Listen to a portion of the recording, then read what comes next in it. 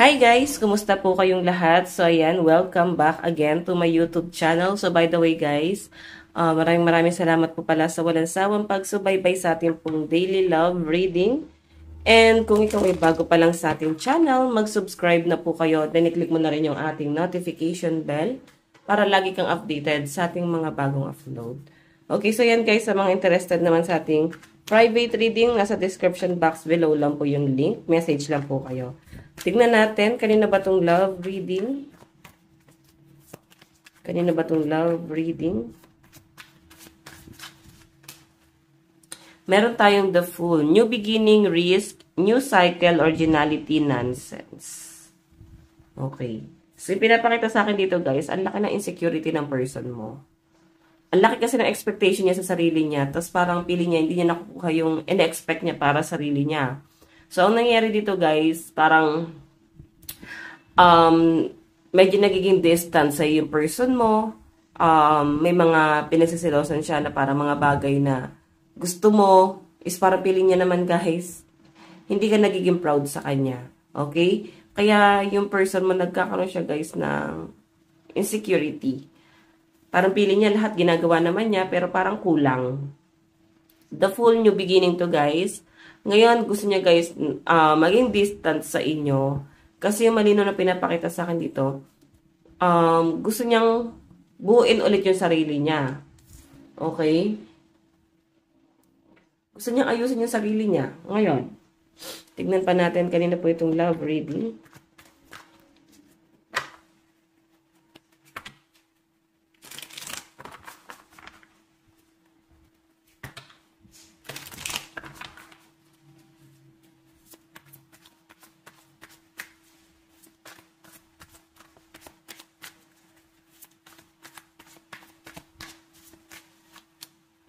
Meron tayong temperance, balance, healing, harmony, moderation, alchemy, patience.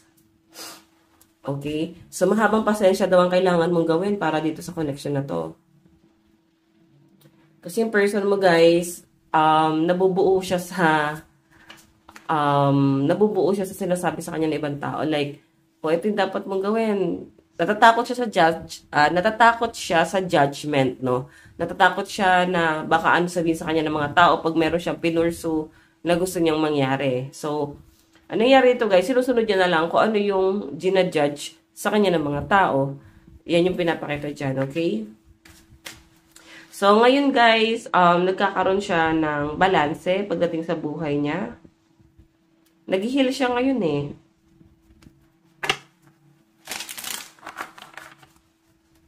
Ano po itong love reading? Meron po tayong the Emperor, structure, authority, power, boss, masculine, father. Isa pa rito guys, parang hindi rin siya guys pinaniniwalaan ng pamilya niya. Like, maliit ang tingin sa kanya. Tapos, parang black sheep sa family. Kasi ko yung katangin-tanging tao na pwedeng magtiwala sa kanya, pero dumarating na nga sa point na nauubos ka na rin, no?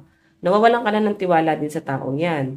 Ang pinapakita sa akin dito, parang hindi ka naganado sa kung ano yung mga ginagawa niya, or kung ano yung mga sinasabi niya, guys, parang feeling mo, hindi niya naman niya gagawin, no? Parang hanggang salita lang yon. Okay? Tingnan pa natin. Kanina po itong love reading. Meron tayong King of Wands, Passion, Fairy, Creativity, Courage, Power, and Leadership. So, ending.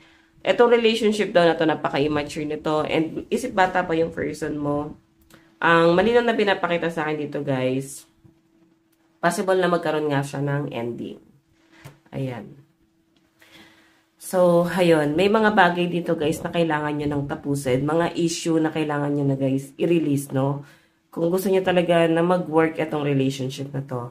So, maganda naman yung nakikita ko, mahal ka naman ng person mo. Pero, yun nga, dumating siya sa point na parang piling niya, ang lit-lit niya, no? Malit yung tingin niya sa sarili niya, and ayaw niyang ipakita sa inyo, pinipilit niyang iangat yung sarili niya. Ayaw niya ipakita sa inyo kung ano talaga ito ang problema. Okay, so the Tower, naku, cheating issue na naman to guys. Isa pa sa nagiging conflict nyo guys, masyadong babaero, masyadong lalakero tong person mo. Okay?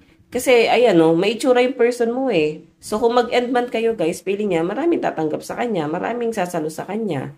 Hindi man sa relasyon, pati pamilya. So, pwedeng tinotolerate siya. Or hindi naman din siguro guys, intention. Pero ganun na ngayon lumalabas. Kasi wala naman silang choice. Kasi pamilya nila to. Okay? Tingnan pa natin.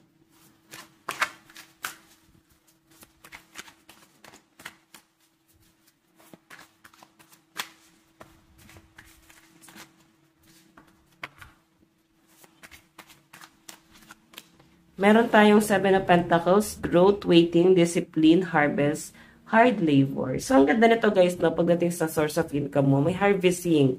So, may blessing na paparating. Sunod-sunod na blessing pa to. Siguro, hindi mo lang nararamdaman tong person na to. Pwede kasi guys na karelasyon mo, pwede rin namang hindi. So, ikaw, bahala kung saan mo ilalagay yung sitwasyon, no?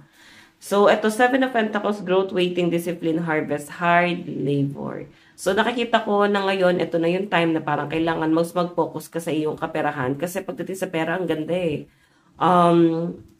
Merong blessing, no? Merong opportunity na paparating sa inyo. May mag-o-offer. Kasi nakikitaan ka ng potential nitong taong to. So, I think sila mismo yung kusang lalapit sa inyo para i-offer ito. Okay? Titignan pa natin. Kanina po itong love reading. So guys, malakas yung ano dito. Aries energy, fire sign, Aries, Leo, Sagittarius. Pero malakas ang Aries. Capricorn, Taurus, and Virgo.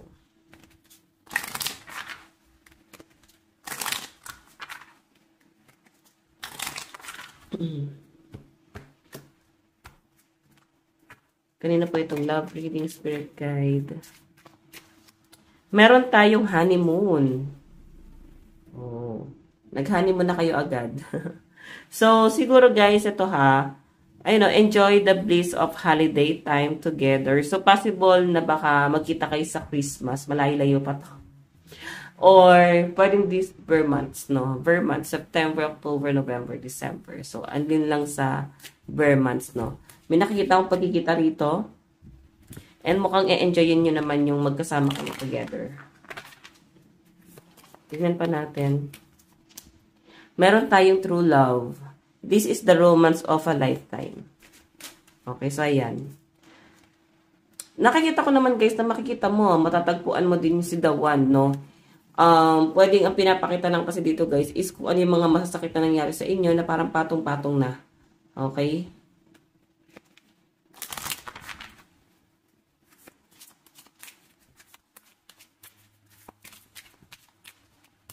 Meron tayong getting to know each other as you reveal your innermost selves to each other, your bond defense. Okay. So, meron ka makikilala na bago. I-release mo na yung mga lumang tao, no? Meron kasi ako nakakita rito na pwedeng nakakausap mo na. Nakikita mo siya na someone na parang nagiging sa inyo, nagiging sweet, no? Then, manhid ka siguro, hindi mo nararamdaman etong taong to. So, yung love life mo, sinasabi mo sa kanya, yung mga ganap sa'yo, ino-open mo sa taong to.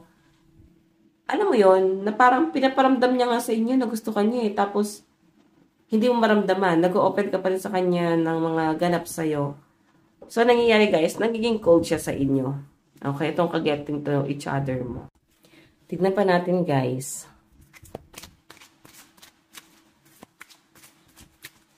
Meron tayong new love. Wow! May new person talaga, guys.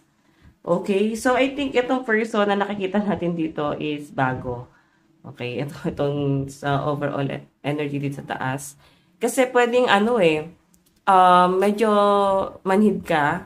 Hindi mo nararamdaman yung presensya nitong taong to. So, kaya siguro nagkakaroon siya ng insecurity kasi parang pinaparamdam niya na sa inyo eh. Pinapakita niya na sa inyo kung ano yung intention niya pero manhid ka, no? Nasasaktan mo siya nang hindi mo namamalayan. Like, na-open mo sa kanya kung ano yung mga hinanakit mo pagdating sa love life mo. O pwede naman guys, aware ka pero wala, sinasabi mo pa rin. So, anong nangyari sa taong to, guys? Tingin niya, hindi ka pa nakaka-move on sa mga nangyari sa inyo sa past, no? Parang ganito pala pinagdaanan ng taong to. So, parang mahirap pala itong maging karelasyon. Parang ganon. Mahirap pala itong suyuin mo na sa ngayon. Kasi marami ka pinagdadaanan. Yun yung nakikita sa inyo ng person mo. Tingnan natin. Meron tayong chemistry. There's a strong magnetic attraction here. Pay attention to the red flag. O, diba? Sabihin, meron kang kailangan limitahan sa mga ginagawa mo para hindi mo gaano masaktan itong si person. Titignan natin yung energy niya, guys. Okay?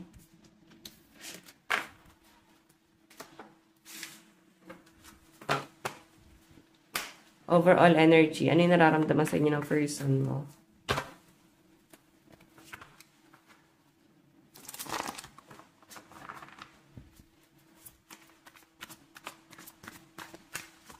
Meron tayong judgment. Revert, ending, higher calling, judgment, change, renewal. So, parang parang ginost ka nitong taong to or bigla na lang siya naging cold.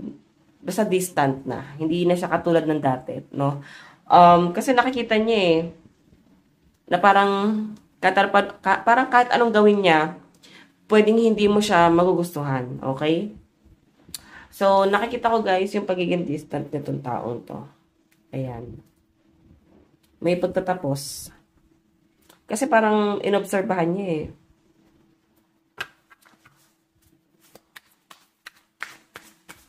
Nararamdaman niya sa inyo. 8 of Swords. Alam mo, sobrang stuck siya ngayon sa sitwasyon. Sobrang hirap na hirap siya. Though marami nagkakagusto sa taong to. Pero ikaw kasi yung gusto niya. Okay? Parang meron taong nagkakagusto sa kanya na handang ibigay lahat. No? Lahat sa kanya. Actually, marami nagkakagusto sa kanya. Pero ikaw yung gusto niya. Tignan mo, stuck siya sa inyo, Restriction, limitation, stuck, bound, isolation. So, nire-reserve niya yung sarili niya para lang sa inyo. Hindi niya pinapansin yung mga tao nagkakagusto sa kanya. Medyo dead ma siya ron. Tignan natin. Meron tayong family. 10 of Cups, happiness, happy end, completion, family, harmony. So, parang ikaw din yung gusto ng pamilya, no? Baka nakilala ka na ng pamilya niya. Gusto kanya maging family, maging part ng family niya. Gusto ka na niya makasama. Gusto niya kumbaga parang nagde-daydream siya. Gusto niya na parang pakasalan ka. Gusto niya bumuo ng pamilya kasama ka. Nakikita ka niya na someone na perfect para sa kanya. Parang may chance na maging kayo. Ganun kanya nakikita. Pili niya ikaw na lang yung kulang para maging masaya siya. Tignan pa natin. Meron tayong 6 of Swords, transition, movement, change, travel, moving on. So, hayan. Ang pinapakita sa akin dito, guys, ina-isolate niya talaga yung sarili niya. May paglayo talaga. Mararamdaman mo na parang bakit nagbago yung pakikitungo sa inyo. So, kasi, naging manhid ka Hindi mo naramdaman yung intention sa inyo na tong taong to. So, ngayon, meron siyang tinitignan na someone na parang gusto niyang i-grab yun. Kasi nakikita niya, mahal naman siya ng taong yun. So, gusto niyang i-grab yung opportunity. Okay? Na parang baka pwede. So, nandun na siya sa point na yon. Titignan pa natin.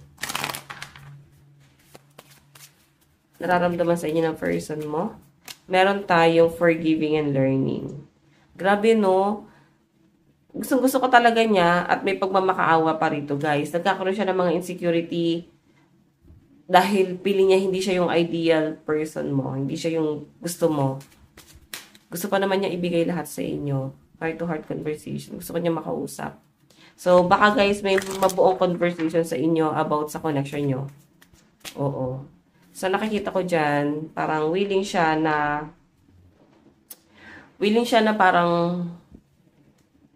parang bumawi sa inyo. Okay? Gusto ko niya makausap dito. Meron tayong love yourself first. Your self-respect makes you more romantically attractive.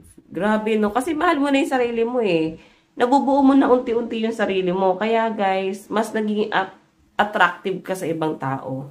Oo. Marami lumalapit sa inyo. Marami rin pala nagkakagusto sa inyo. So, pwedeng maguluhan ka sa intention sa inyo ng mga taong nagkakagusto sa inyo. So, para kang ano, ina-ideal nila. Ganon. Tignan natin. Meron tayong true love. This is the romance of a lifetime. Okay, what else? Meron tayong free yourself.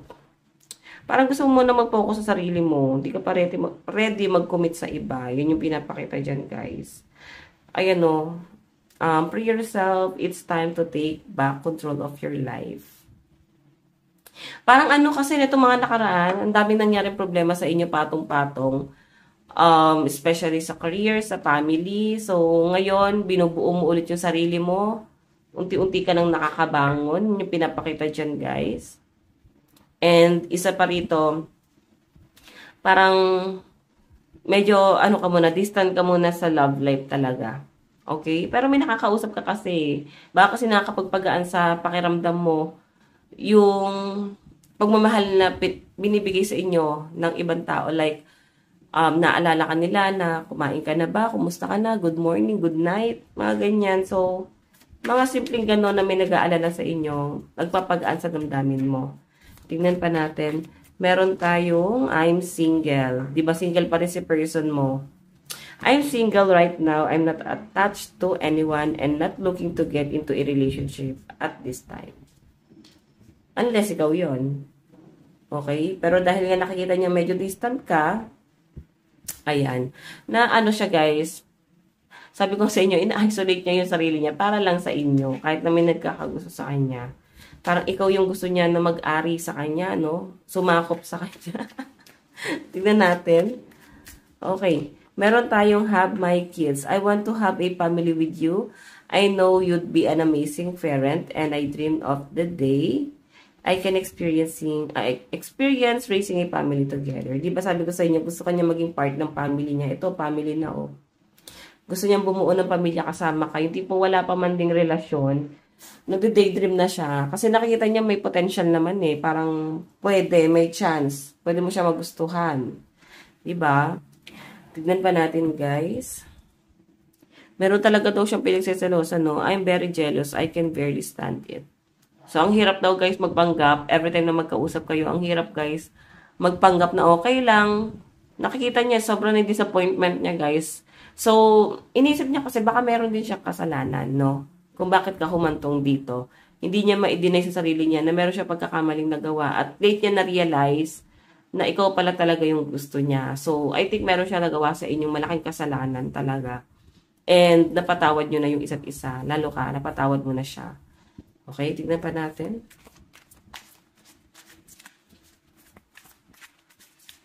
Meron tayong ghosted. I know, I'm sorry, I disappeared. I need to get away and clear my head. Kasi hindi niya na guys kinakaya yung mga sinasabi mo sa kanya, yung mga ino-open mo sa kanya. Sobra yung selos nitong taong to. As in, sobra-sobra. Hindi niya na guys kayang magpanggap, hindi niya na kayang maging plastic pa, ganon. Okay? Tignan natin yung message niya sa inyo.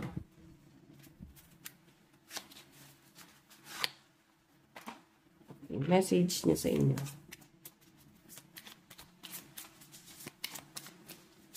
Meron tayong I know I mess up everything, diba? Hindi niya kasi ikaw na-appreciate before.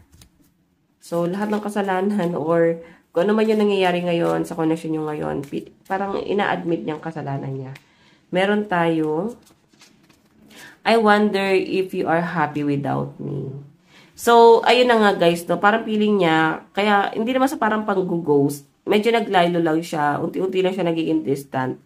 Kasi yung malino na pinapakita sa akin dito, gusto niyang ma-feel mo yung energy niya, na parang magiging masaya ka ba? Ito ba yung gusto mo pag nawala ako? Ganon, na parang magiging okay ka ba? Hanapin mo ba ako? Mamimiss mo ba ako?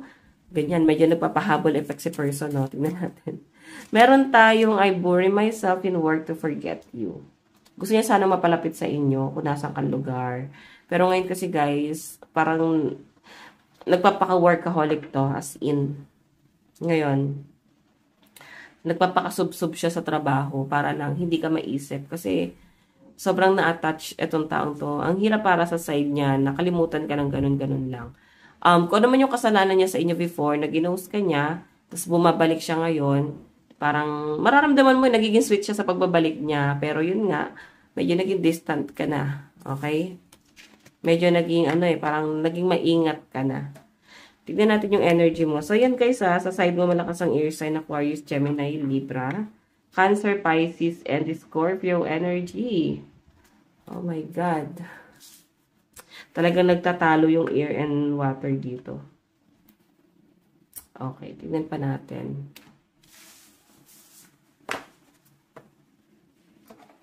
Doon tayo guys sa energy mo, nararamdaman mo sa person mo.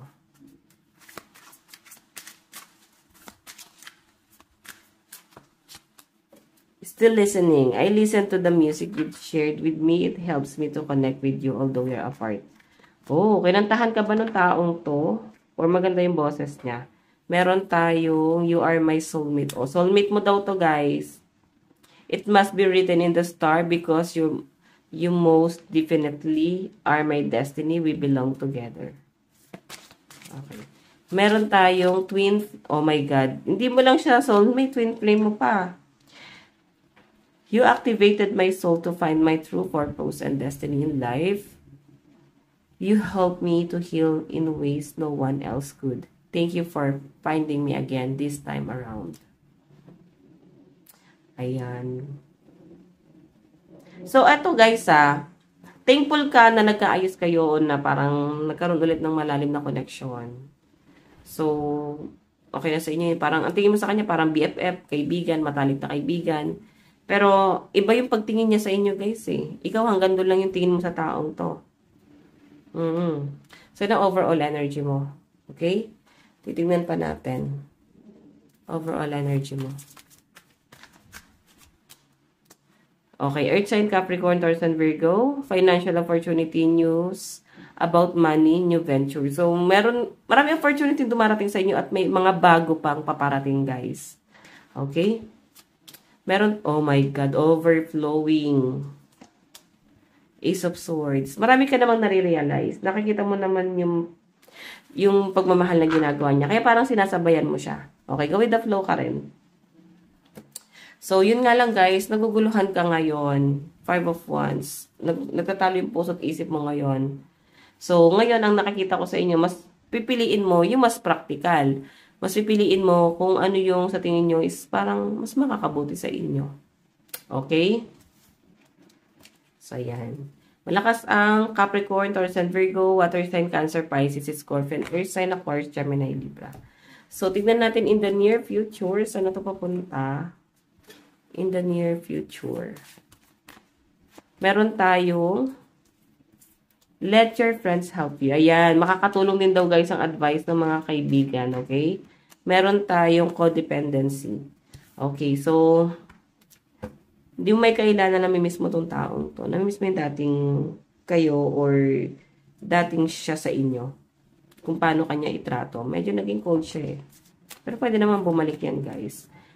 Kasi ikaw, hindi ka man nag-expect kung ano man yung maging trato sa inyo. Hindi ka na nag-expect kung maging sweet ba siya sa inyo or hindi. Parang kiber na lang. Parang ganyan. Okay, in the near future. Wow, deception. Naku. May nakikita ko dito final, final judgment. I think may mga confrontation na ikaw baka maging distant, na ayaw mo siya masaktan. So, I think aaminin mo sa kanya kung ano talaga yung gusto mo, ano talaga yung nararamdaman mo. May pag-uusap sa inyo, I think parang closure na to para sa kanya, guys. Okay, so mag-iingat ka lang sa mga pipiliin mo, since maraming nagkakagusto sa inyo. Mag-iingat ka lang ha.